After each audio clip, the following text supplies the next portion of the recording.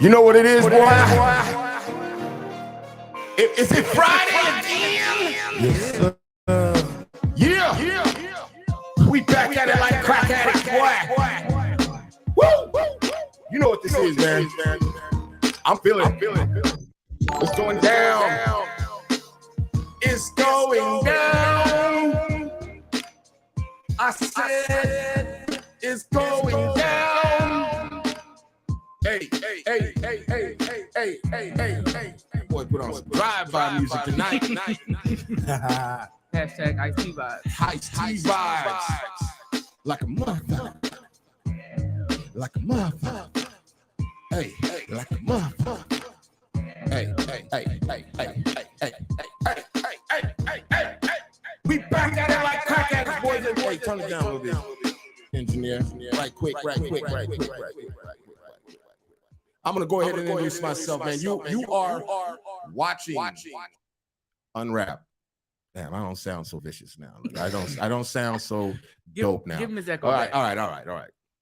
This is UNRAP, man, and I am your boy, Heat Detector. And to my immediate left, we have the illustrious, the Naj Vino. All right, and we also have in the building, or not in the building, we don't know exactly where this motherfucker be at, but we have our resident hacker, the engineer. What's going on, y'all? What's up? Okay. Somewhere I think in I'm- a hotel near you. What the fuck did he just say? He said he's at a hotel near you. Oh my goodness. See, I was gonna slide into this like Meaning the people. real easy, like, because normally when I introduce myself, he talks crazy.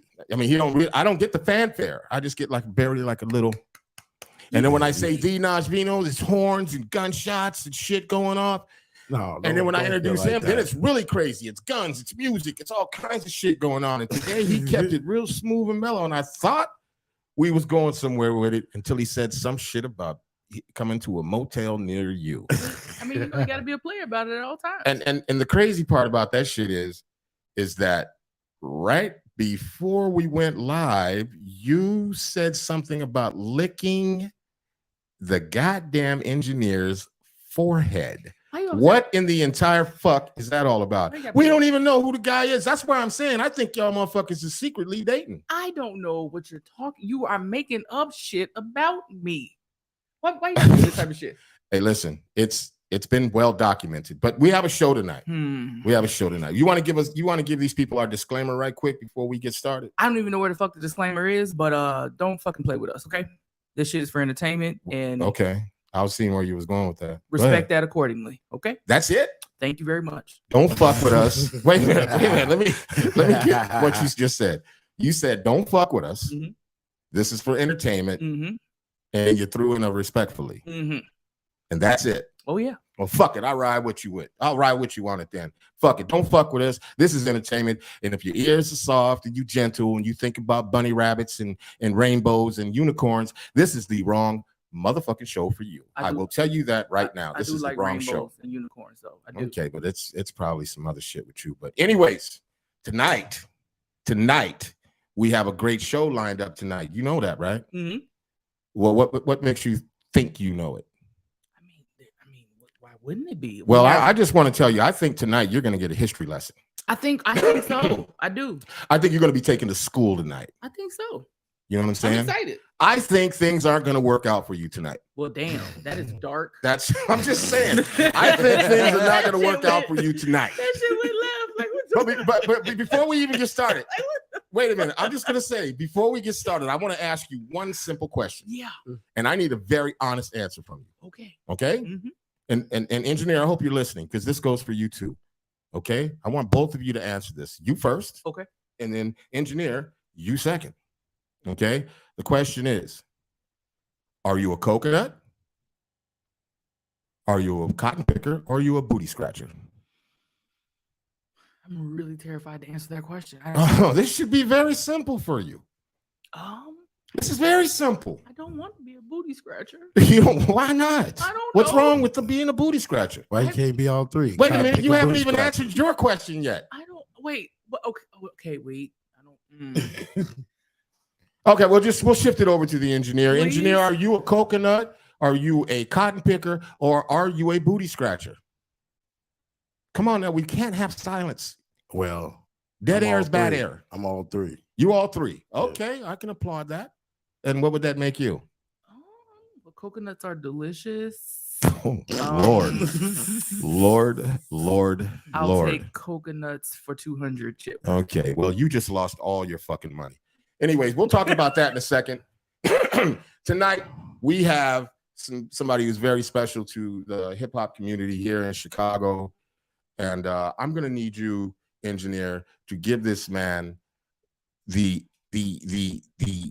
incoming love that he deserves. DEFCON 7. DEFCON, yeah, we're gonna put this shit on DEFCON 7 because we're about to go crazy right now, okay? And in the building tonight, we have the one and only D Nick from the Microphone Misfits in the fucking building. Peace and blessings. Peace and blessings. Man, how you doing? We great, man. We great. Did you hear that? Did you hear those questions, man? Yeah, I did. That's why I'm laughing now. Okay. Let me ask you, man, because I think you got the answer to this one. I think you're going to be quick to answer. That's probably not even going to be a thought to you. So I will pose this question to you, sir. Are you a coconut? Are you a cotton picker? Are you a booty scratcher?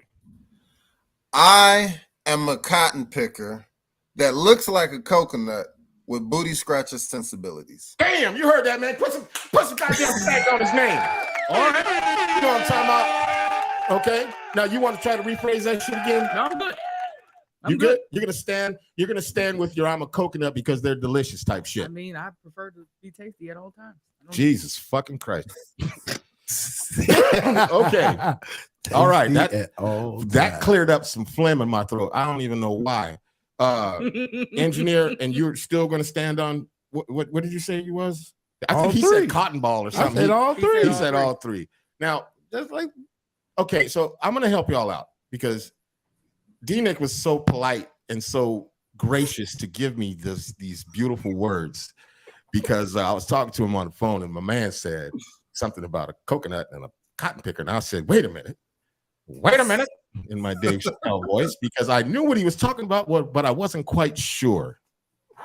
So a coconut is someone that is from the tropical islands. So it could be Caribbean, Latin Jamaican, or something like that. I can pretend. Okay. Now, a cotton picker would be someone of slave descent. I imagine it. And a booty scratcher is an African. That I knew. You didn't know. I did. How did you figure that one out? I mean, people say shit all Did the I time. give that proper representation, sir? Yeah, offensively speaking, yes. Right, exactly. You ain't finna get me on camera saying that shit. That's why I picked the coconut. Hey, DJ Ace Vito says salute, man. Salute, DJ Ace Vito. Thank you for chiming in. Hey, so apparently she only picked coconut because they're delicious. So she didn't know what the fuck was going on. Most women do out here. Yeah. Wow, I like that. I told you you're going down tonight, and I don't mean like that. So get your mind out the gutter. Mm-hmm. That laugh. And then the goddamn engineer, he just played the safe role and said, I'm all three. Fuck it. So I mean, he could be. Shit, his daddy might be Dominican. You know what I'm saying? I don't know. You know what I mean? But I thought that was interesting. Anyways, and I had to throw that out there just to kind of fuck with my my co-host there for a second. So anyway, how you doing tonight, my mans? I'm blessed, man. Had an early morning show, and early morning shows are always rough, but this one was really dope, and just ready to work, man. That's what's up. When he told me he did an early morning show, my dumb ass was sitting back going, damn, this cotton picker has got some prince in Dubai right now, having him do a whole Zoom show, a whole Zoom concert for him, and come to find out it was for elementary school. But that's even doper. So let me get a round of applause for that. Prince in Dubai. Yeah, Prince. I mean, who does a show early in the morning? That's what I'm saying. D-Nick, we need to link up. I need to see what that bag looked like.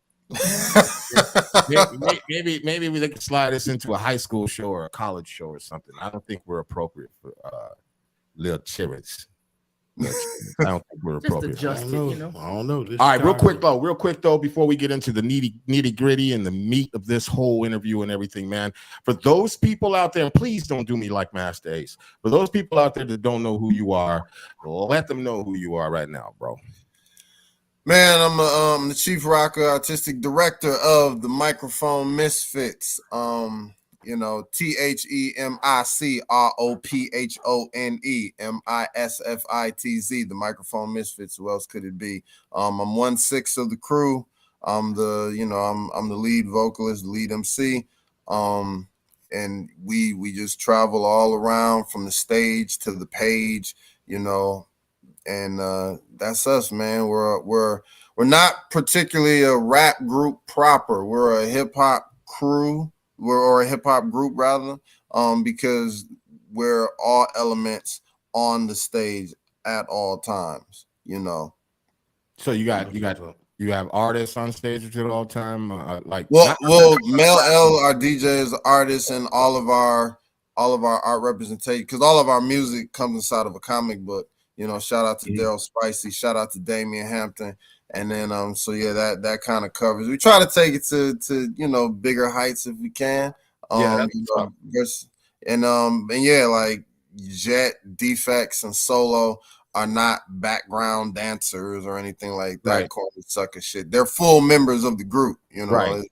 You know, Ray of Light, my partner in rhyme, Symbol of Elevation, you know, hype man extraordinaire. And that's us, man. We, you know, that's the family.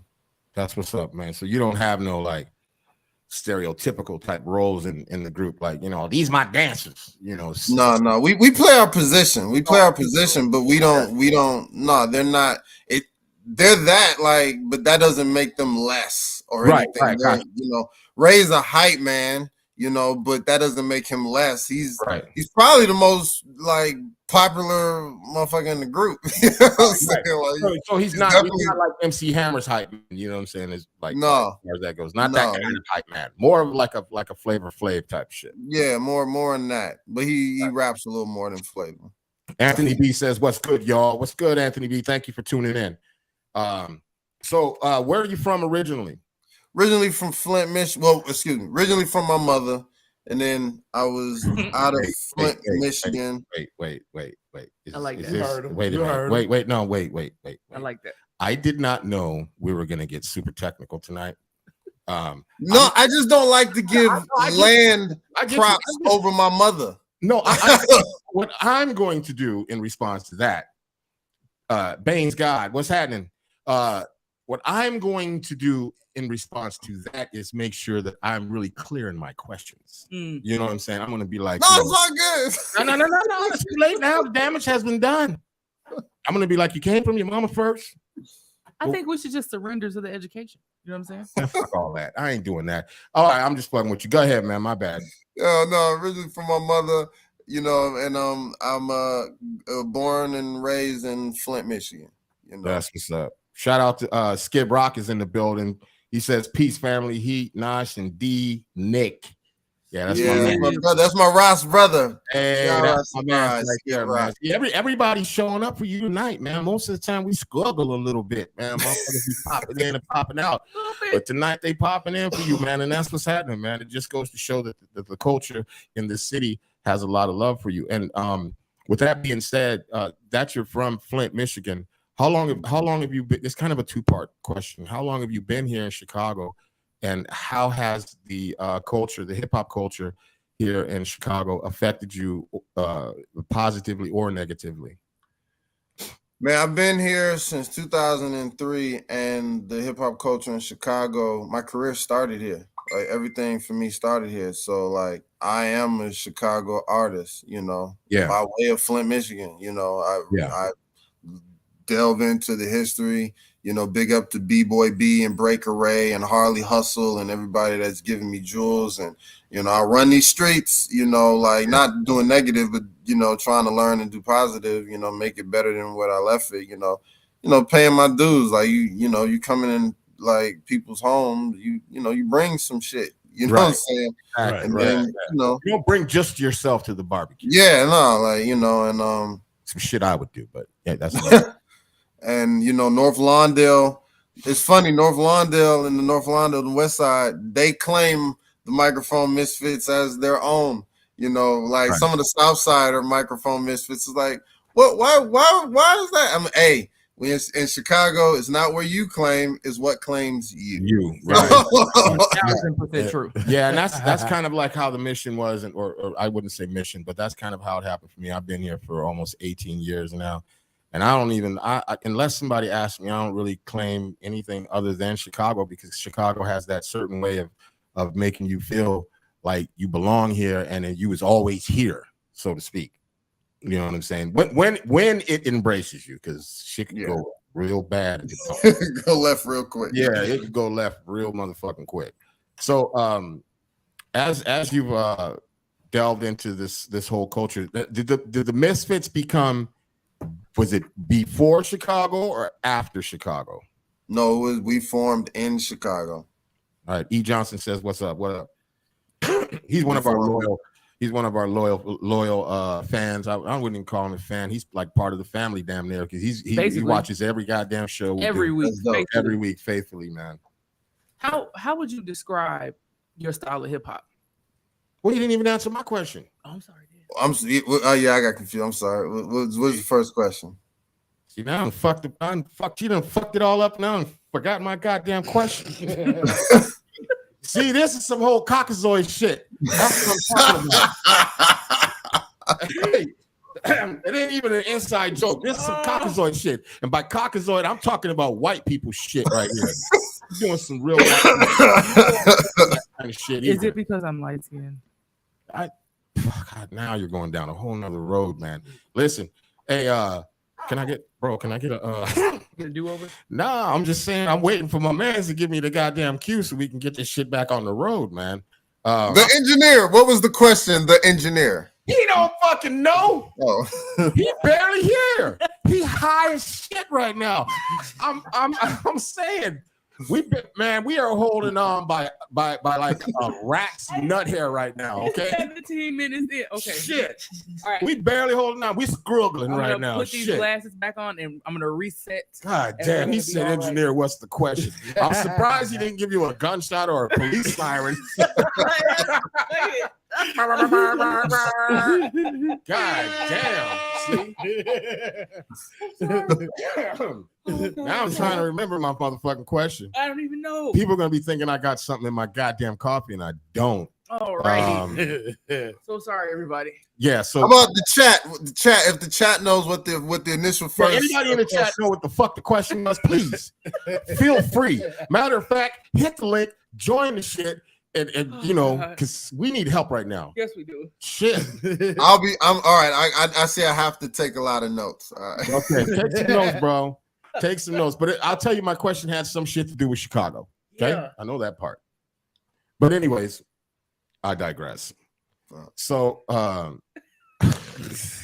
this is a goddamn shame. We are supposed to be some Naj Vino. How would we describe our style of hip hop? That was your question, right? Yes. Ain't this about a bitch? Remember her question, but not mine. Holy fuck my face! All right, cool. I'm sorry. Yeah. I'm sorry. My bad. Go ahead. God damn. Man. Go ahead.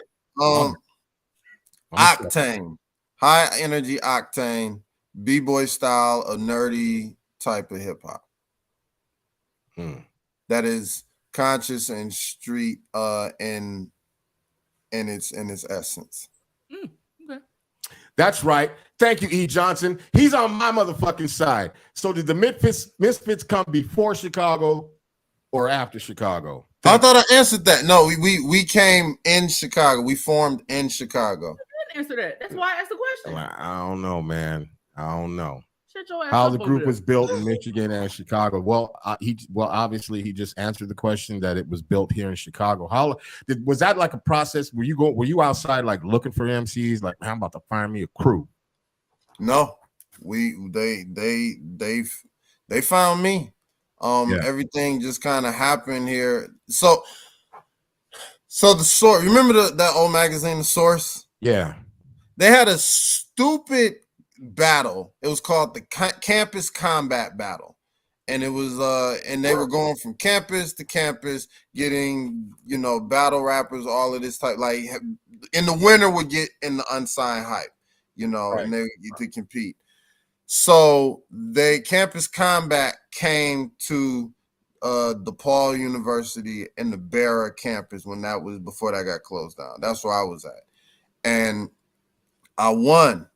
And they were trying to, but they wanted me to, but instead of like, oh, you're representing DePaul University, they were saying you're representing Chicago.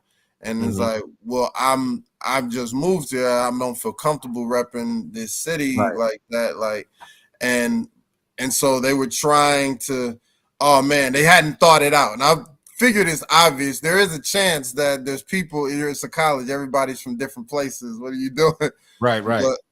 But I was winning. I was just winning and just, you know, tearing people down.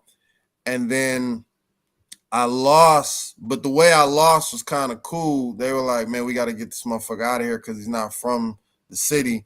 So I battled 20 MCs at one time. Wait, whoa.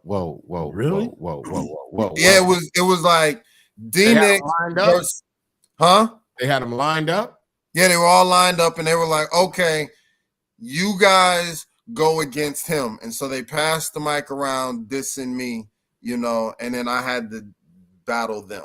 That's the first time. Wait a minute, what the hell? That's the first time I ever heard some shit like that. That's like fucking crazy. Yeah. And I lost in the second round. I got him the first round.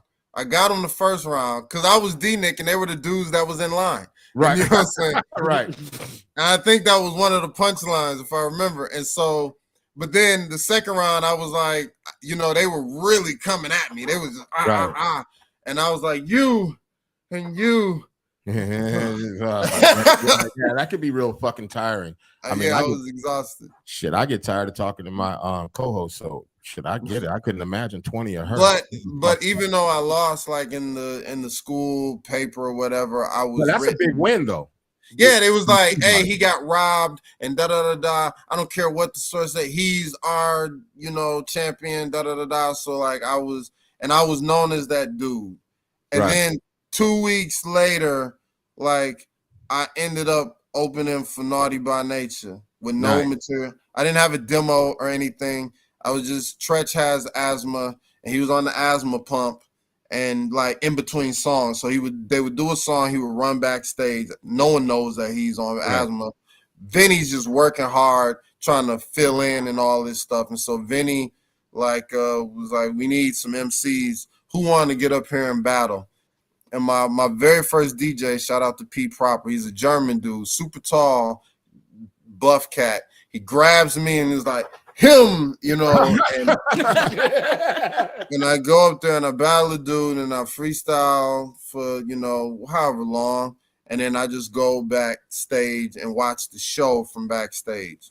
That's what's happening. That's where I see like, and then Tretch is like, he's on the asthma pump and he's just like, put your demo in the bag. I promise somebody will listen to it. That's what's up. And I was like, I don't have a demo. You slipping on your pimping. You're not.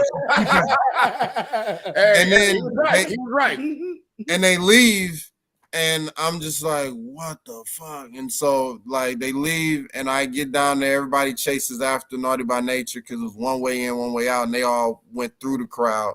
And then it's just like the four people I came with. Drew, my boy Drew, who's still down with the Misfits family, P Proper, still family. And they're like, yo, you just rap with Naughty by Nature. That was fucking crazy and all this stuff. And these things happen back to back.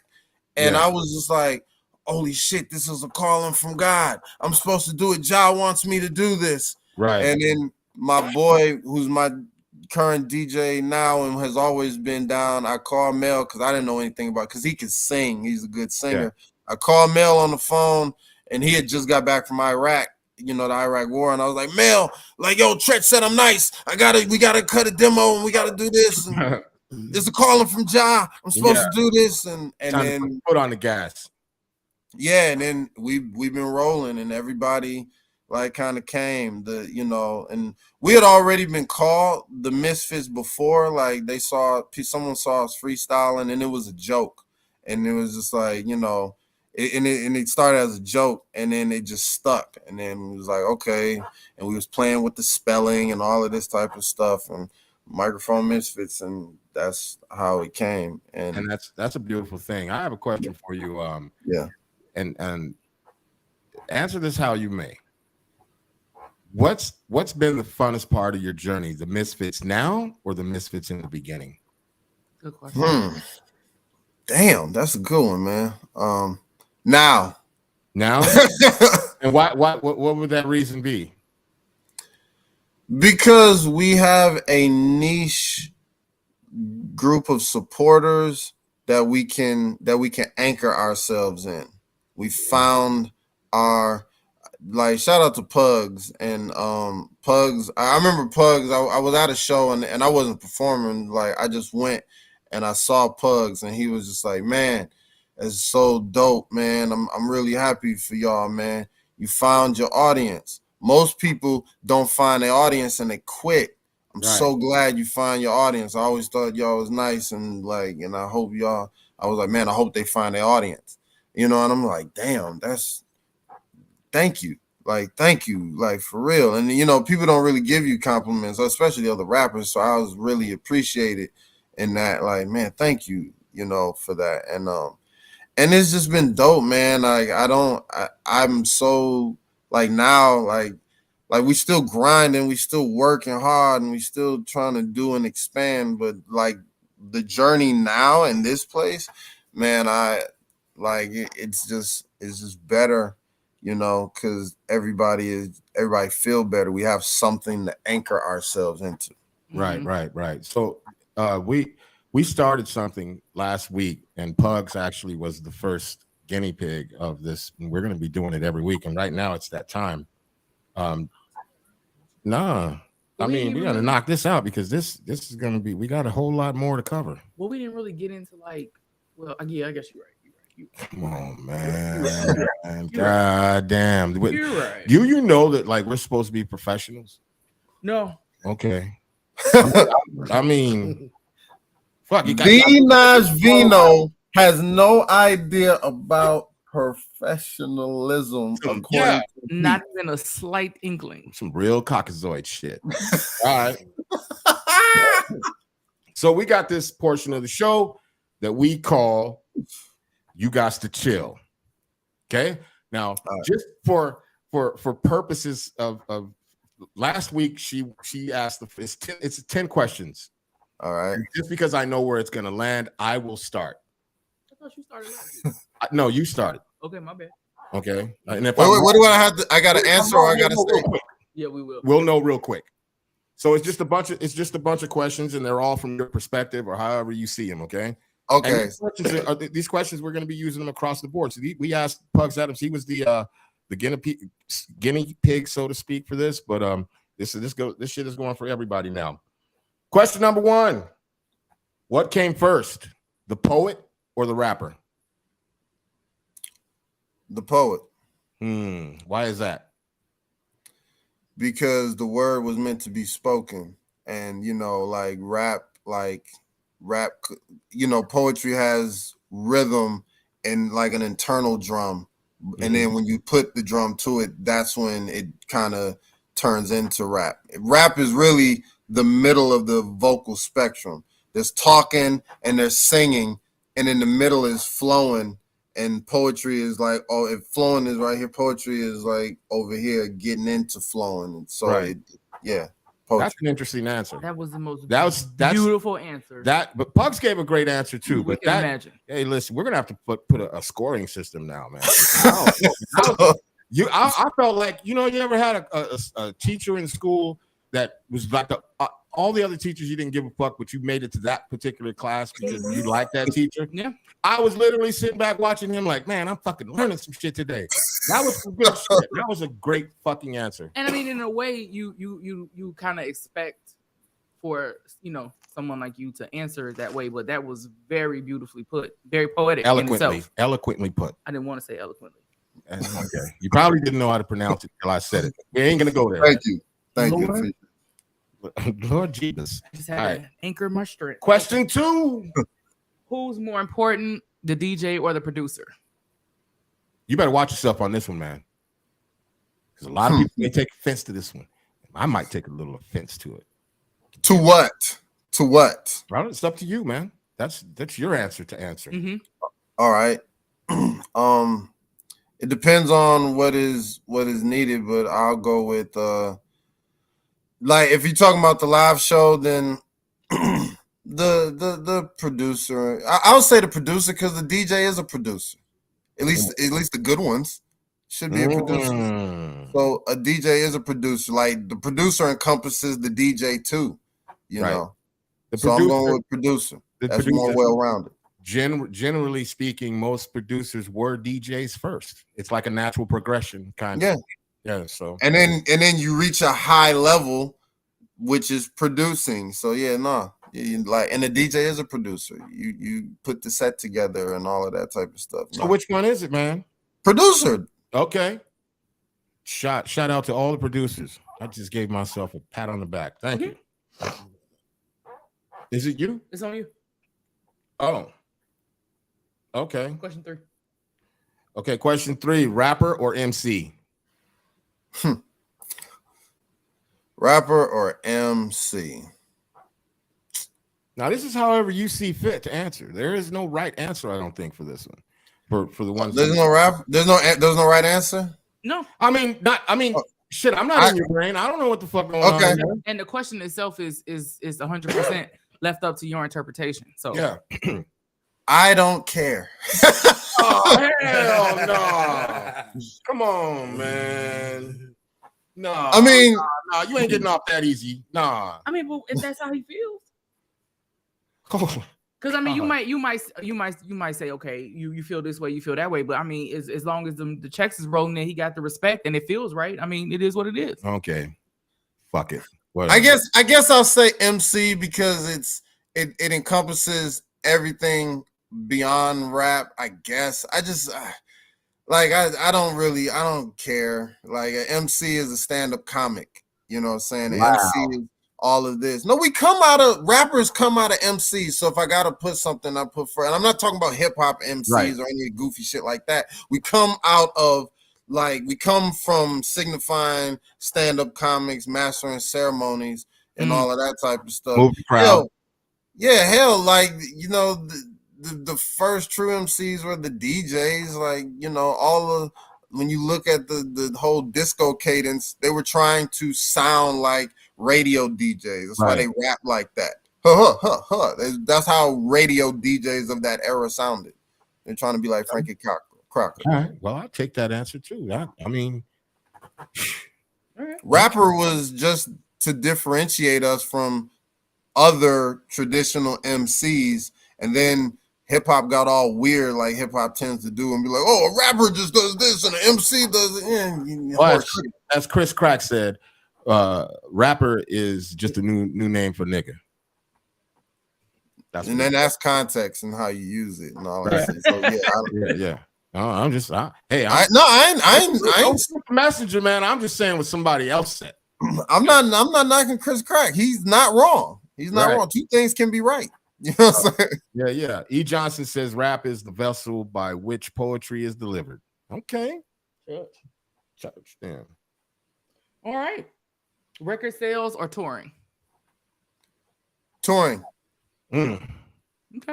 Why is that? Of course, I know the answer to that, but there are people out there that may think different. Well, I'm a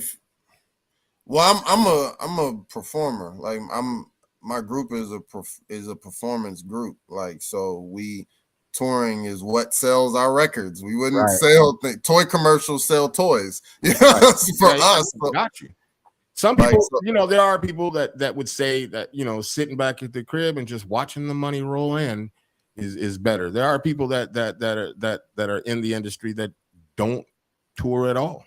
Yeah, I know those people. I know big name groups that, like, be bleeding promoters, and it's like that's why promoters so shady, because y'all be bleeding them. They'll like get a deposit and then cancel the show, Right. and it gives them a year to fulfill, but then the promoter can't recover in that year, so like you don't have to fulfill that contract like a year later. Like, so like, yeah, no. But for me, touring, man, because it's instant. It's like theater. I got a theater degree, so it's theater. It's, you know, you engage, and it's an equalizer. Like there's like on that stage, they can't, like, you know, you can train people to like something or to know something and be catchy, but when it's on that stage, there's no fluff. You can't, like, if I don't got the marketing budget, but on that stage, I don't need that. You know, Right. My skill versus your skill, my group versus your group. That's what's up. And I understand that, but I just have to say one thing about what you said. Just be careful in using the word fluff, because there's some people that don't know how to like take things that are not, you know, gutter oriented or anything like that. First of all, shout out to the fluffers, because they are important. Okay. I mean, I guess. I'm just saying. What the? Okay. saying. Here's the controversial question. This is question. Oh, no. Not this is. We're on 5. Yeah, and it's me, huh? Yes. So I did go first last time. You did. Because guess what? You get that other question. So I think we should just keep it. No. No, I'm good with. Oh, okay. You cool? I'm good. All right. Word of mouth or internet? Oh, that's tough. Internet. I did not see that one coming. Interesting. Would you like to elaborate why you would take the internet over word of mouth? Because it's still word of mouth. It's just a bigger vehicle for word of mouth. Who said that? Who said that before? Is that you that said that? No, that wasn't you that said that. Wasn't me. That might have been Pugs that said that. Yeah, I think he said that word of mouth kind of, it's like personal introduction. But but the internet, but he preferred word of mouth. Yeah. But he also did say that the internet was kind of like word of mouth. But I disagree. But hey, man, it's just your answers, man. It was close. That was tough one, man. Because I kind of wanted, like, well, we couldn't, because the U.S. internet is illegal in China, and we never would have got to China if it wasn't for word of mouth. Because there is no, and that was the biggest shit we've ever done at that point. So I was touch and go, but generally speaking, I gotta go internet. All right. E. Johnson says both. Well, E. Johnson, guess what? You can't say both. Okay. First of all, E. Johnson, I'm gonna need you to take it easy, bro. All right. We love you over here. You family to us, but goddamn it, we trying to run the show here. You can't be answering the goddamn questions. Okay. Shout out E. Johnson, because I like both too. In the building, boy. Go ahead. All right, who's better, white rappers? Whoa! Or black rappers? Okay, you see, she made that one up. She wasn't supposed to ask that crazy question. That's just bananas. Why would you get all political and racial? Why would you do that? That's what I do. All right, well, fuck it. Let's roll. Who's better, white rappers or black rappers, or people of color?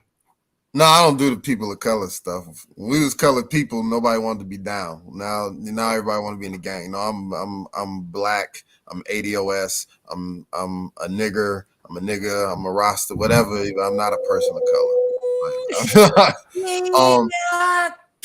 All right. God damn. God damn. I said, well, god damn. That man put that shit down right there. You know, I'm gonna have to run with that one too. Thank you, sir. That's too. I'm gonna go with black rappers. However, I'm going with black rappers. That's my answer. However, like people don't understand the power of tokenism. Like there's a thing in being a token. You know, you can be Ernie Hudson from Ghostbusters token and Garrett Morris from Saturday Night Live token, or you can be Jim Carrey from, you know, In Living Color token and Eddie Murphy from Saturday Night Live token. Like, you know, like as a I'm- token, you're either Bro. middle of the road or you're super exceptional because the scale is twisted. I You know? love that. Yeah. I Okay. absolutely love that. I love the answer too, but the first thing that popped in my head is that there's some dumb motherfuckers out there that have no clue what the hell you're talking That about. is, you know what? That's a sleeper because you can Yeah. literally sit and think about that shit all day, all and day, you yeah. can go all over the place with that. I mean, you know what I'm Yeah, saying? that's dope. That's a fucking crazy. But the truth don't Crazy- care who tell crazy it. good I answer. mean, you know what I'm saying? Yeah. I mean, it's just the truth about tokenism. Like when Yeah. you know when you're either Ernie Hudson in Ghostbusters, where it's like, man, I'm just doing my job. Mhm. I'm- Garrett Morris, man. like, I ain't no comic, I'm just doing my job. Right. Or you're fucking like, oh, they just think they finna get motherfucker to just do their job, and then you become exceptional because you're weighing against certain expectations. Like that's tokens are usually super like superior or super middle of the road. That's Mhm. that's a fucking absolute great answer, because one of the things that I thought about with that question is that for those MCs that are white, the biggest deficit is there's certain, and we had some disagreements on this, but there's a deficit because that they have to work around because of certain shit that they just can't say. You know, a black person can just say what the fuck they want, how they want it, and do whatever without any flack or pushback, right? You can say niggas, you can say cotton picking, slave ass, you can say whatever the fuck he wants. But a white rapper, on the other hand, in giving his dialogue or his speech or whatever the fuck he's doing, or whatever you want to call it, rapping, he can't necessarily take those routes. And the engineer had said last week, what about if they grew up in the hood? But even a motherfucker that grew up in the hood knows there's limitations to that, I think. Yeah, that depends on the jokers in your cipher. If you give him passes like they school free lunch, then that's what it is. I mean, yeah, because you got people like White Boy Rick, you know, that he kind of was, he was like 1000%. Again, you have to be, like he said, exceptional. Mm-hmm. You have to be an exception to the rule, an exceptional type of person in order for that shit to kind of fly. But that's all tokens. That's Right. all tokens. Like anybody in any situation of tokenism, you're either, man, I'm just keeping my head low, middle of the road. I'm just here to do my job and get the fuck out. Or you're exceptional. When Right. I've never seen a token that wasn't in either or like box. They've always been A's or C's. There's never been B tokens. Right. I think that's a fucking beautiful fucking answer and a great way to put that answer, because fabulous. When writing these questions, I threw that in purposefully to kind of throw a stumbling block in there, so to speak, to kind of see like a knee-jerk reaction. But that's a damn good. You set the bar right now. Yeah. Like right now, you are setting the bar. No, you think I'm playing? You are setting the bar right now. That I hope motherfuckers watching and listening, and that they do a little homework, because if you come on the show, you're going to be asked these questions. Now, if you start repeating exactly what this man said, we're gonna call you out. You know what I'm saying? You can't. What do they call that? Like when you steal something, like a paper. Biting. Period. I was going to use the plagiarism. Oh, okay. Don't plagiarize my man's. We don't put that down right now. I like that though, because we definitely were thinking about it from a perspective, looking for a knee-jerk reaction. Yeah, really. like it's all kinds of different ways to twist the perspective, but the tokenism though, like that's crazy good. That's the price in itself, and then you can either win or lose. I mean, yeah, fabulous. That's what's up. All right, question number 7. Is it really possible to have a top 5 rappers list?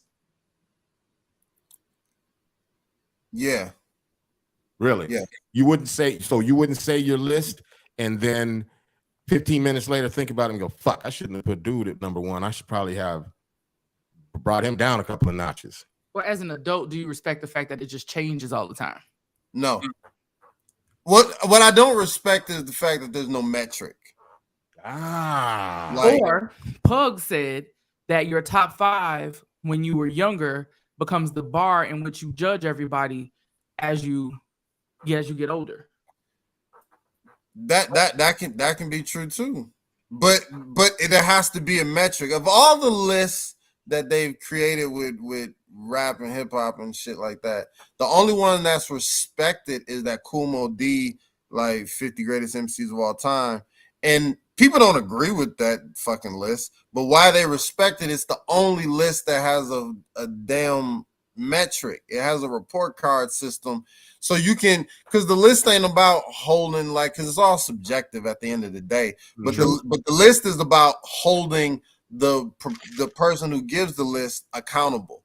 Like, Right. I can't hold you accountable if, you know, like example, you can't say you're not a real MC if you don't write your rhymes. Then what is Melly Mel?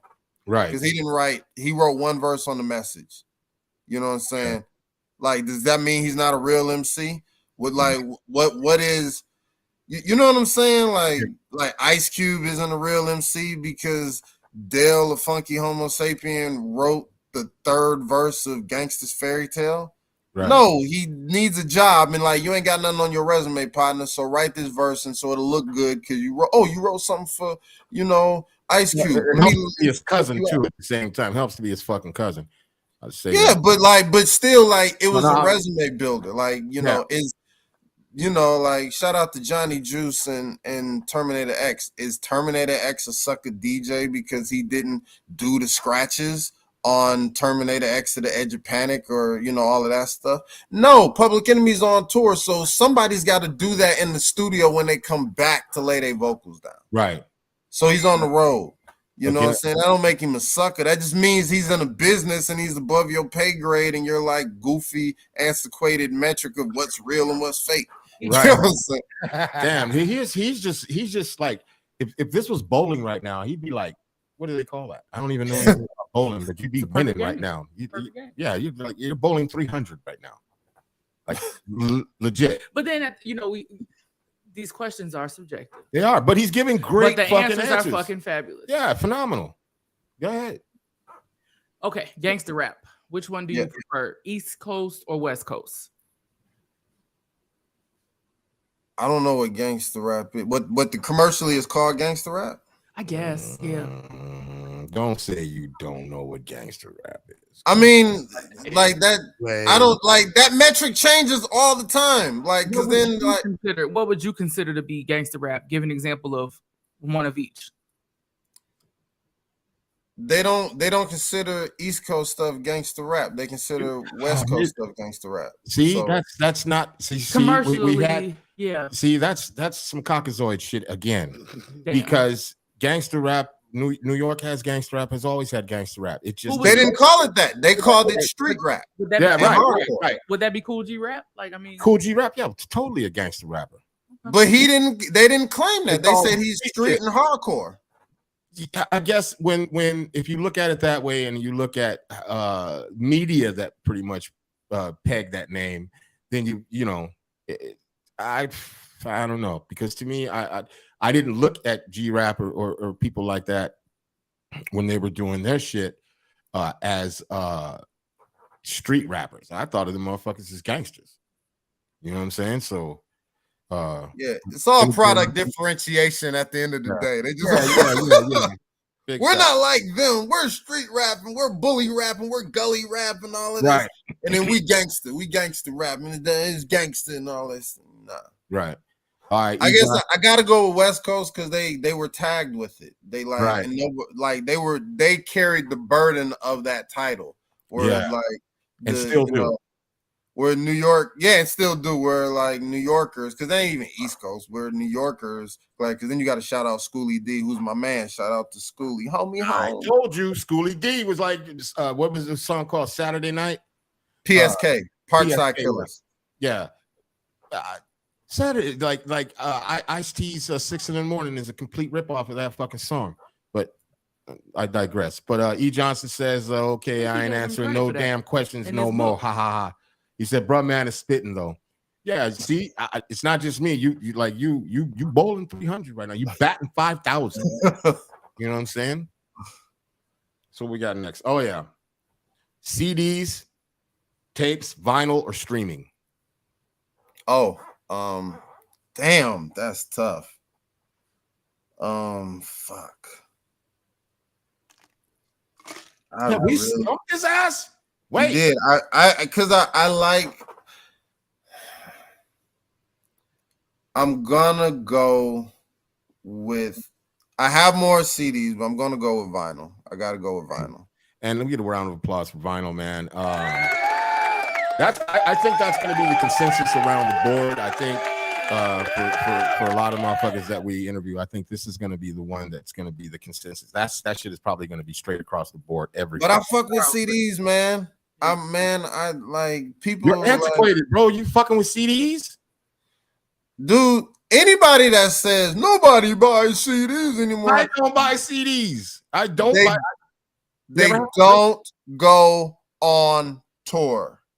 Any idiot that says nobody buys CDs does not hit the road. They are local yokels. And as I said, we're stuck, sir. We are stuck in the fucking basement. Okay.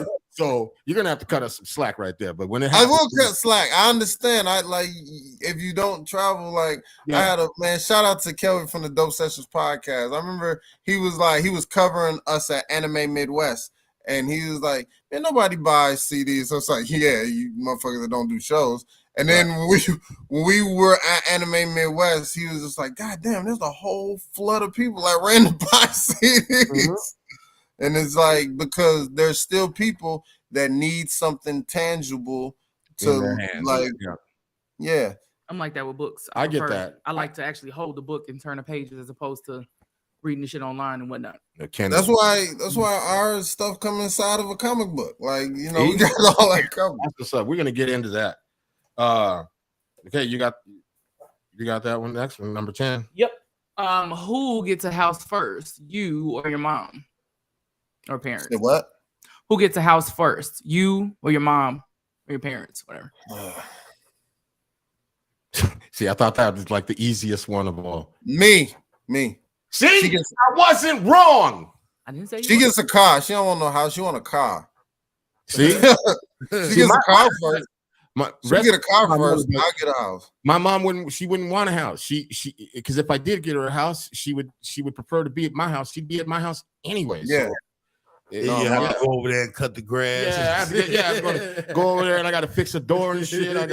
So I heard something last night. Go down in the basement, check it. I'm not, no. You know what I'm saying? Like my mom gets the car first. She that's what she wants, because she want a car. Like she fancy like that. Going forward, I think the engineer should do the bonus question. Bonus question. He don't know the bonus question. That's why I said going forward. Oh, okay. I don't know any of these questions. What do you mean? No, you're talking about the engineer. Okay, so this is the bonus question. Would you rather have skill or fame? Skill. Oh, that was the easy one. I knew he was gonna say skill, because with the skill gets fame. I had an argument with Jizzo about that shit. He was saying some shit. Nah, you can't do shit with skills, and I'm like, he's like, I just want the fame. I'm like, and I was like, you gonna say like a carpenter? That like a skill of a carpenter can't take you anywhere, and he's like, nah. I'm like, dude, like if he focusing on the people that we know ain't hitting on shit, but they just famous. I mean, there's lots of those. I mean, you know what I'm saying? A lot of people just famous for being famous. Yeah, that's true, but I mean, the question is, it's subjective though. I mean, it's all about who. Well, he chose skill, so yeah, I'm rolling with what. I would hate to be famous and broke. Like that's the worst. That's what I said. That's the worst shit ever. I know people like that, and that's fucking sucks. And I feel like you would just wear that. You know what I'm saying? Like just wherever it's just on you. Like just the pity and shit that people might, like that's gross. Yeah. It's like a cheap suit. Yeah. Yeah. Where skills you can have your niche base that anchors you. Like I'm going with skills, man. Yeah. I agree.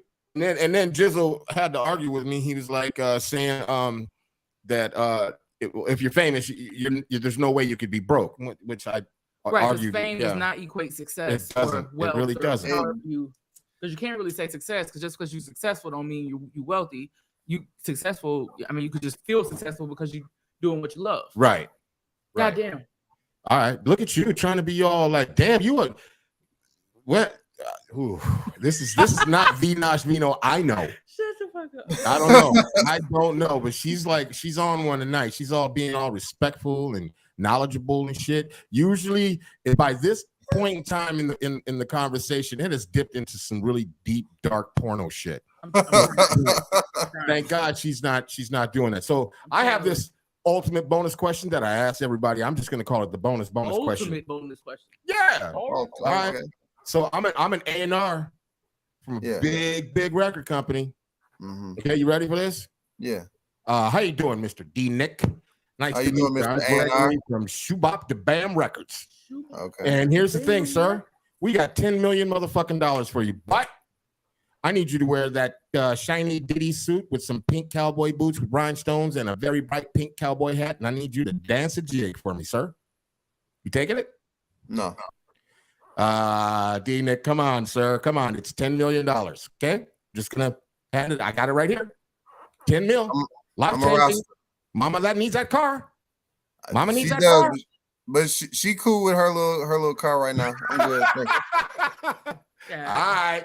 I respect the answer. That the two people that gave me kind of like the really dopest answer was Pugs and Chris Crack, because their question, they answered with a question: do I have creative control? Mm-hmm.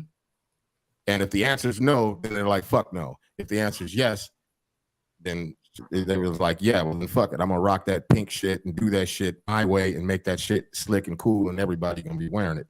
That was solid. I didn't think of that, but yeah, that's dope. Oh, we got him. We got him. Woo. No, Chris and Pugs is sharp. Like, you know, I'm saying I was going with like, I can't manipulate the answer, so I was just giving it straight up. Like, if I have to do that exactly that, then no. Because you was batting 1,000, like for real. For real. He said pink cowboy boots. Yeah. I see his brain tweet. Shit. Like, what kind of shit is this? Speaking of striking out, you ever heard of Beats by the Pound? Here we go. Yeah. Fucked up individuals, right? We can see. Come on. No. Wait, whoa. No. I'm 173 and 0. Okay, and I'm gonna stand on that. Because very lonely on Delusional Island. Yeah, okay. I'm on the top. You see what I'm saying? I'm on the top. Island. It's lonely at the top. You damn and the right. motherfucking coconuts. Damn right. Here's the thing, man. His co-host uttered some ungodly and dastardly shit to me. False. That's why I have vengeance against you. That's why it's going lies. Down. Anyway, she said that Beats by the Pound were ranked number 2 in her top 10 of all producers. She did not. Nope. And that's bullshit. You just made me speak in the third person. It's bullshit. Mention. She didn't give him no motherfucking honorable mention, man. How dare you? We need this clip, and we need to have it just pinned in at all times. Nah, man, you said that shit before the show. You said I'm it right. I'm gonna take your ass on Judge Mathis. I'm sick of this shit. Man, Judge Mathis is he gonna call us both crack. He a booty scratcher. He gonna call us both crackheads, and neither one of us are gonna playing. Oh my God.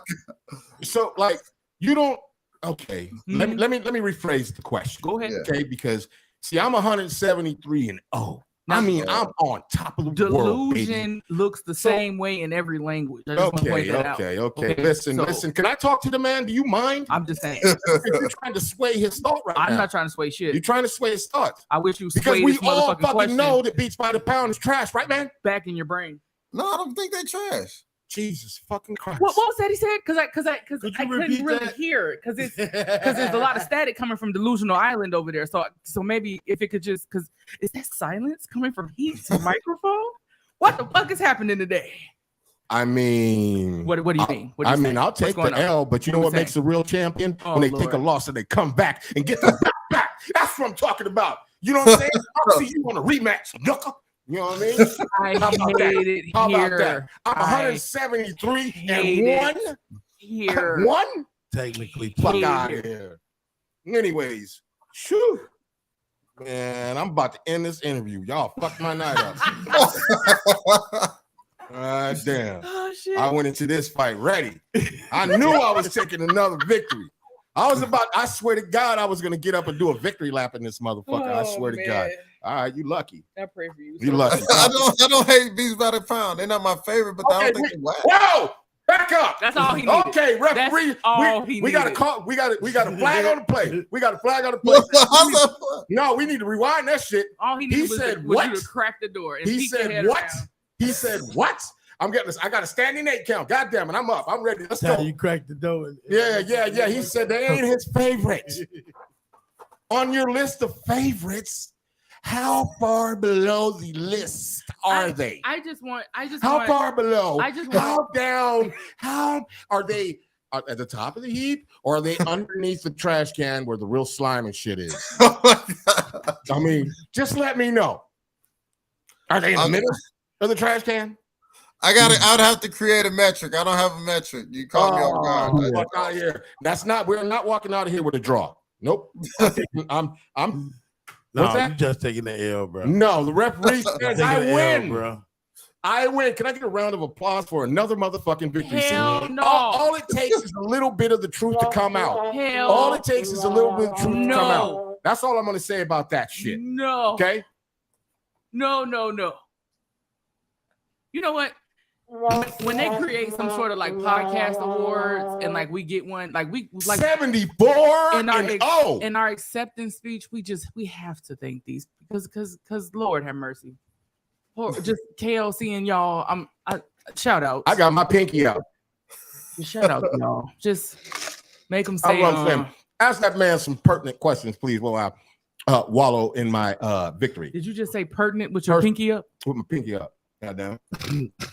Oh Lord. Pete said pertinent. Yeah. I told you I got some big words. I know what they mean. This is not Noriega, goddammit. And hate beats by the pound. All right. Moving forward. You know what would be the perfect episode of the Twilight Zone that you would star in? No. Like you would get offered this just amazing fucking like record deal, production deal, like just the most stellar situation. And then when you show up your first day, you walk in the studio, guess who the engineers and like the managers of the studio are? Beats by the pound. Motherfucking Beats by the pound. Well, you know what? And on that note, I'm gonna take another victory because I'm gonna take a page right out of the book of D. Nick and say no and walk out. There you go. This is Twilight. There you go. It's the Twilight Zone. Fucking win again. It's the Twilight Zone. 75-0. Nobody wins. 75-0. You was not walking out of that situation. You can't touch me, goddammit. You goddamn fast. You was not walking out of that situation. Yeah, you crazy. I'll walk right out that bitch. I'll walk right out there. I'm gonna come right back. I might come in there and start kicking NPCs over, okay? I'm gonna start spitting Master P's. Come on, man. We got an interview to do. Did you see him not wipe his brow? Get back on track. Come on now. You know what? Get back on track. You might get cut. Marcus says, yep, all that type of stuff the right way. I guess he's talking about my victory. Whoa. Yes. Right on, sir. Yeah, my victory. Yay. 75-0. You won again. Let's go. Yay. He said, get back on track, man. All right. So ask the man a question. I'm wallowing in my victory. Let's talk about the comic books. Okay. So one of the members of the group does the illustration, but the actual artist. Somebody didn't do their homework. I'm asking, Lord. No, let me get my credits ready and right. Daryl Spicy and Damian Hampton work on the line art and color. I write the stories. So Damian Hampton does the line art. Daryl Spicy does the line art editing. Like if he's real a stickler for continuity and all that stuff. So like we got belt buckles in one scene and not in another scene, and he's like Daryl Spicy, I'm like, no man, you gotta fix that. Don't do that. That shit don't match. You know, all old school Chicago dudes all talk like they singing. And Spicy is classic. I'm gonna need you to take the trash out. No, I'm kidding. Like, what this? You got? It needs more action. It needs more action, D-Nick. This is boring. It's just words. It's just a bunch of talking heads. No, man, you got to have some action in. So, like, that's Spicy. You know what I'm saying? Yeah, I get it. And Damon, like, Spicy's a super phenomenal, like, line artist and color. He's an artist too. He works for the Austin Voice Shout out to him. He did the whole fifth book because Damon, our normal line artist, got selected for the DC Comics Milestone Initiative. So like, if you the Chicago kid from the South Side, if you look on that HBO Max documentary about Milestone, you'll see a burly dude with long locks, floating through. That was Damon. He got selected for the DC Comics Milestone Initiative. So I'm proud of him. I'm like, yes, Damon. Yeah, shout out to Damon, man. Can we get some of that? Yeah, that's what's up. Shout out. And Spicy did the original artwork for the Million Man March. Oh wow, nice. Yeah, we're okay. Big shout out. We're three different generations of creators. Like Damon's younger and Spicy's older, and I'm in the middle. As Spicy would like to say, and that we all now say as part of our lexicon and lingo, is like, I'm cut from leather. Y'all niggas cut from doilies. But Spicy, that old worn leather. Spicy, that old. Gotcha. Damn. Did you know the entire time while the Misfits was coming together? Did you know that you were going to be doing comics and everything as well? Nope. How did that? I was always a comic book head. I was in the comics. I was always going to comic conventions and just me. My last solo album was called Graphic Novel, and I hated doing the solo one too. But I went to it was a comic convention, Wizard World, and I was there at Wizard World. Chuck D was there and Murs was there, not as celebrity guests. Right. They just were there. Public Enemy had a show the night before Wizard World, and Murs had a show that night.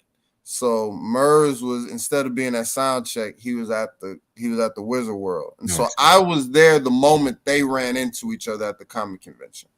Wow. And they were just talking. Nobody knew who they were. I was the only person who was like, holy shit, that's Chuck D. You're like, oh shit. And in my mind, I'm like, yo, hip hop needs to be here. And I have a record called Graphic Novel. I go home. At that time, all of the Microphone Misfits was living together in Pilsen. And I was just like, hey, fellas, this is what we're going to do.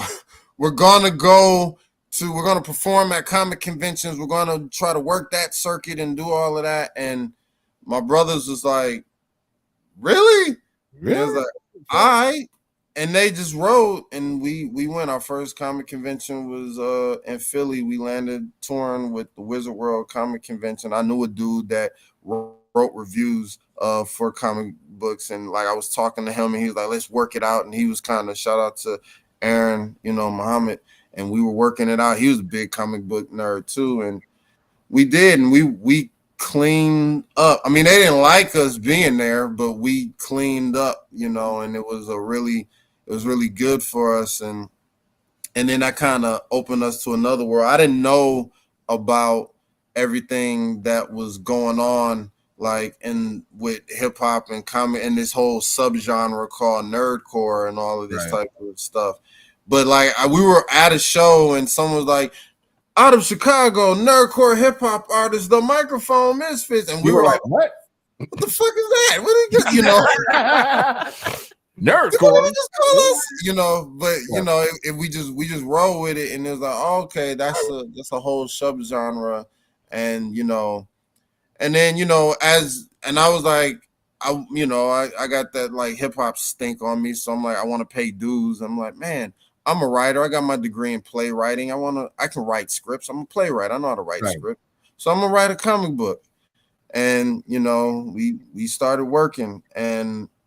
Yeah, man, and everybody I knew Cochise in the scene, but one of the first stores was Cochise Soul Star, because everybody was just like, yo, you got to meet Cochise. I was like, I know Cochise. But no, he has a comic book store. You got to meet so I kept, yeah, man, salute to the brother. I kept hearing, I kept hearing Cochise's name. I just kept all of that. And, he was like, yeah, and he knew all of that stuff. My first time meeting Megaran, who we would since do a lot of tours and collaborate, like Mega's on this album, you know, and comic book with us. You know, he Cochise, I met him, he was opening for Megaran. And I kind of, and Megaran had my favorite hip hop origin story since KRS-One. And that is? His name is Random. His rap name was Random. And he had an album, he had a mixtape or whatever called Megaran. Then it was just him sampling all Mega Man sounding beats. And Capcom was like, hey, you're in copyright infringement. You can't do that. However, we like this shit. So you got two options. We can sue you and take your pension and everything you'll ever have, or you can change your name to Megaran and become the first hip hop artist with a Capcom sponsorship and license. Wow. God damn. That's beautiful. Yeah. And beautiful. now this motherfucker is doing shit WWE and AEW, and like he's, you know, on the Ninja Turtles game, Shredder's Revenge. He's got a song in the Kevin Smith movie Clerks 3, you know, and he was a part of us getting our first charting record. You know, man, so. Shout out to the fucking culture, man. That's what's up, man. Infiltrating every aspect of life. I was just watching something this morning. They were talking about this West Coast rapper. I forget his name is Break. I think his name is Break. Signing a deal with Red Bull Records. And people didn't know that Red Bull even had a record label. Red Bull didn't even know they had a record label at some shit like that. And but they do now. And the fact that if it is, he doesn't have to fight for his masters. The part of the deal is he owns his masters. They work together in tandem. And he's like a Red Bull team member, you know, and so it's a great deal. So shout out to the culture, man, for infiltrating man. Aspect of everything. On that, man, I want like another thing like that. Man, Golden State Records, like shout out to them. Like Chicago MC, Capital D from All Natural is like he runs Golden State, like, you know, Entertainment, which is Golden State Warriors record label. He's Cap D is the litigation attorney, the lead litigation attorney for the Golden State Warriors. Nice. And he signed Juice and Rhyme Fest, like, you know, like when you look, like they had a little promo video of like a short, I don't know if it was like a TikTok video, but it's a fire song. It has the hieroglyphics, not all of them, but a few of them, right. And it has E40, and it has Juice, and Cap D himself is on that record, you know, and it's dope. You know, and shout out to the fucking culture, man. That's what I'm talking about. That's what it's all about. So I have a quick question for you, ma'am. And this question is to me, it's a dope question, but you know, I don't know how you take it. But so off of your words, you're the leader, founder of the Microphone Misfits, right? Okay, so with that, you know, being a leader, you're always gonna have people that you inspire, people that look up to you. Does it ever get weird to you, like knowing that you have inspired and helped or taught so many people since you've been in I don't want to say the rap game, but since you've been MCing and everything like, does it get weird to you sometimes? You walk in somewhere, you see them and they're just like and all of you or anything like that? Man, yes. Very much so, because I'm regular as hell, and but I have a philosophy. I don't believe my hype or nobody else's. Right, because people speak very, very, very highly of you. One of those is Bob Rock, man. You couldn't. I don't give a fuck if you put that man's head in a vice grip and was squeezing his goddamn eyeballs out. There, you couldn't get a bad word out of that man about you. Period.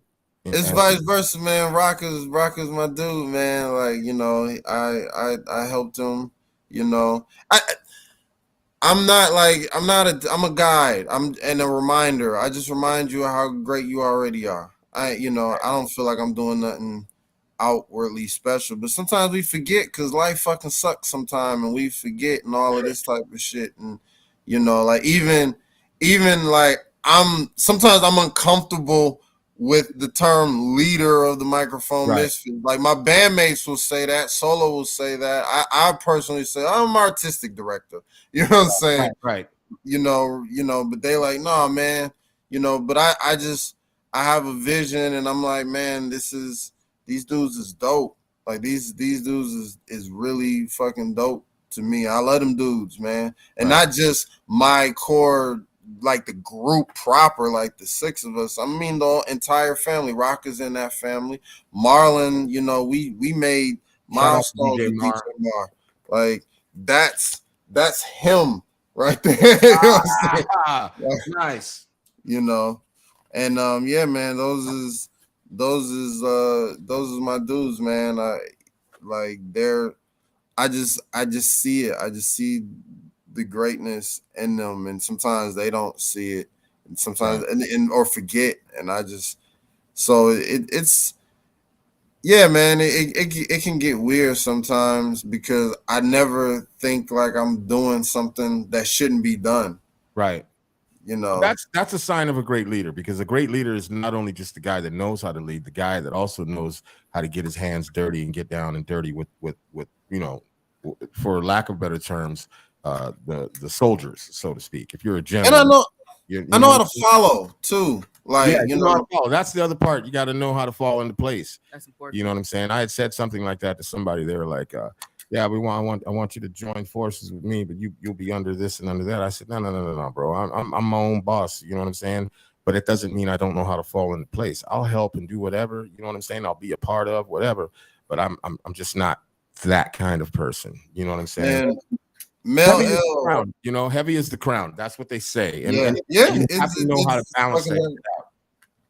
But Mel L is like Mel L, like our DJ and like road manager, and you know, like my confidant, you know, and he taught me how to count bars. I didn't know shit about proper song structure until like Mel was like, this is how you count bars, this is how you structure stuff. So you telling me you came into Chicago, you didn't know jack shit? I mean, I could freestyle, like, but I have a theater background. I was a hip hop head. Like I didn't, so I don't like I get into this about family. Like I grew up with grandparents. So my grandparents were born in the 1920s, and they gotta raise a kid 1922 and 21. So they gotta raise a kid in the 80s and 90s. You know what I'm saying? So like I always had a thing for history. So I didn't know I was digging. Like I would be like, oh, that's a funkadelic sound. Like I was catching things, but I didn't know what I was doing. I just liked hip hop, and I loved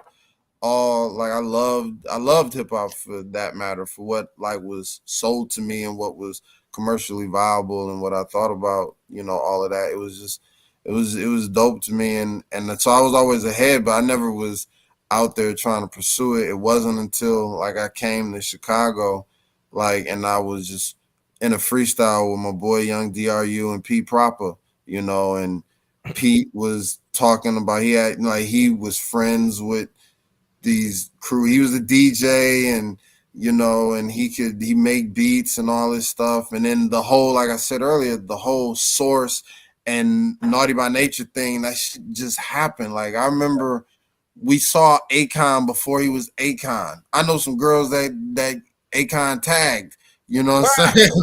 Like, you know, and it was just bugged out. I only entered the battle because I had friends that rap, and I wanted to do my part to pass their demo along. And no one got it to me. And now I'm stuck in this battle, and fuck, I come in third, and then there's papers, and the school paper is like, yo, this motherfucker should have won. And now every college party I got to rap, and I got to freestyle, and I got to battle and all of this type of stuff. And now I'm a battle rapper, and now I'm going around Cherry Red, you know, that Prism used to host. and all of this type of stuff, and I'm earning my chops, and I'm meeting people like Phenom and Drunken Monkey. Yeah, those dudes are incredible. Phenom and Drunken Monkey. Yeah, that's my brother. I love Phenom. Got a stage presence that is unmatched. That dude is like, when he gets on stage, the energy and the vibe that he brings is just electrifying. I remember we had a show. We was doing the show. We always like Phenom. Shout out to Pastor Phil. Pastor Phil always books Phenom and the Microphone Misfits to perform at Firefest before it was called the Hip Hop Revival. And one time Phenom was hosting, and like he was like, "Y'all get up for the Microphone Misfits," and I looked at him, and he was like, "What?" I was like, "What the fuck, man? Where's my fabulous Phenom like introduction?" I was waiting for, because Phenom gives like these crazy dope introductions. He's like, "Man, my bad, D, I got you." And so then he came. I was like, "Thank you, brother." Like, you're like, "Don't rob me. Don't rob me. You Phenom. Right. I want my Phenom introduction." Like, you know. By the way, shout out to Phenom, man. I ain't forgot about you. We're gonna get you on here ASAP. Trust me.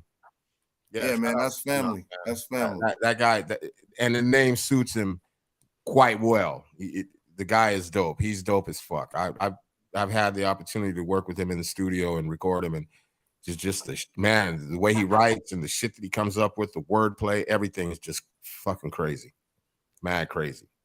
So at this point in your career, where you are now, when you were freestyling, and then you had your theater background, kind of when you put it all together and you sat and envisioned what you might be as a rapper, or maybe just as an adult, what success would look like. Are you the manifestation of that? Not in totality, but it's coming. I'm on the path. I'm not going backwards. I'm going forward. That's what's up. Yeah. And yeah. So it's another great answer. I'm not content, but I'm very blessed, very proud. Like, we've done things like, I don't mean the name drop, but so we were drop all names. We were at a comic convention. We were at Fan Expo, and we're booth mates, not booth mates, but we're booth neighbors. That's what I mean. We're booth neighbors with the creators of The Boys. So they're across from us, and we're talking, and we're occasionally got to leave because we got to perform at the Fan Expo. We had like 2 shows at that convention, and then we're vending, and we're blessed to be in the featured artist section. Right. And so we're right across from The Boys, right next to the Chicago Ghostbusters and shit. And nice. And so the dude, Nick Arcade, who works on The Boys, was like, "Wait." So he was looking at our books, and he was like, who fucking funds this? I was like, "We do." He's like, y'all do all of this on your own? I was like, "Yeah." Like 5 books. It's like, "Yeah, why don't you?" I was like, "We don't have nobody nobody backs us. It's us." You know what I'm saying? Like, and he's just like, "Wow." And like, and we just talking, and I'm like, "Dang, man." He was just like, "Man, dude, that's fucking impressive to have 5 books, and nobody backs you, and you're here, and all of this type of stuff." Yeah, that's and I don't know, is we just work. I take an inventory of what I don't have, and then I take an inventory of what I do have, and I focus on what I do have and how I can make up for what I don't have, and hopefully it gets what I don't have, and on the journey. That's sweat equity. Yeah, that's all it is. And necessity is the mother of invention. You know what I'm saying? So like that's dope shit, because a lot of times when those of us that are creative people, and even those that, and shout out to those that aren't creative people, but when you put your nose to it, put your nose on the grind, you will find a fucking way. That if you want it bad enough, you will find a fucking way. It doesn't matter if you don't have the money. It doesn't matter if you're lacking in some skill. If you really want it, there is a way. Period. And with that being said, we've definitely got to do a part 2, because we ain't even get nowhere. Like, I mean, shout out to you, because the shit has been dope as fuck. We're running out of time. But we've got to do a part 2. And a matter of fact, the next time we do a part 2, we're gonna need some of the misfits in the background, and we're gonna have to go all the way in, sir. Paul. Absolutely. Yeah, man, this has been dope as fuck. I call this another win. So I'm basically 176. Oh, nobody loves but I ain't gonna touch that one right now because we're at the end of the motherfucking show. Give these people right now information, sir. How can they cop them comic books? How can they cop your all of your merch, the CDs, the comic books, the albums? Where do they go? How do they get it? You can go to the Microphone Misfits. There's some retards out there, and I'm one of them. R word. Say what? Don't say the R word. Okay. Helmet wearing slow ass motherfuckers. That's better. All right. So I might be one of them. Okay. So just he out for him. Likes to say the R word. Retard. My bad. I'll refrain from saying that. You might want to put that in your notes too. I used another big word. All right. So yeah, let them know, but just kind of slow it down a little bit. I know that they could easily rewind this later on when they're watching it and see it, but some people are just slow like that. All right. Yeah. First off, before I did, thank y'all so much, man. I have fun. I enjoy it. Blessings, and keep doing it. UNRAP. Like, this is dope. This is so dope. Thank you. Thank you. Weed man. Gratitude for real. You can check everything like shows and all that at the Microphone Misfits with the Z.com. The Microphone Misfits with the Z.com. You can get t-shirts, you can get caps, you can get hoodies, you can get comic books. It'll lead you to our clothing apparel store, and it'll take you to, our merch store. We don't have right now, we have action figures are strictly like at shows, but we're going to put that on the website pretty soon, so you can get a Microphone Misfits action figure pretty soon. That's the mic. You have one coming up, huh? Speaking of shows, don't you have one coming up? Yes. Yeah. Thank you.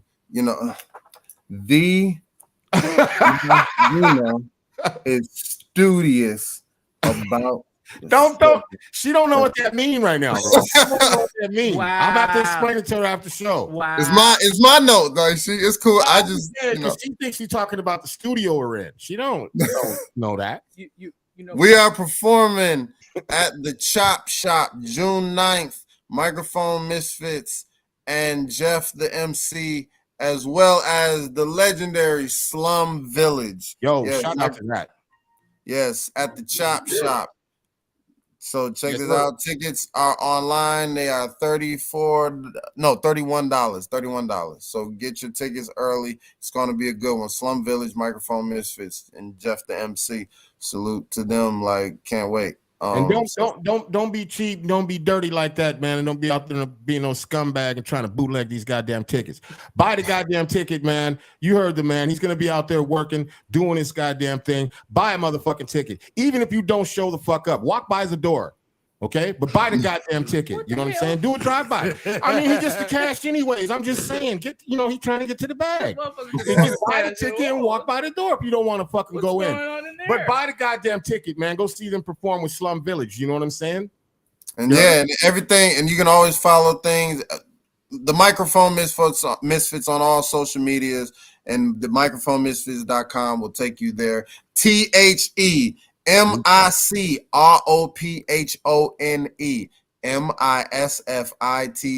The Microphone Misfits. Who else could it be?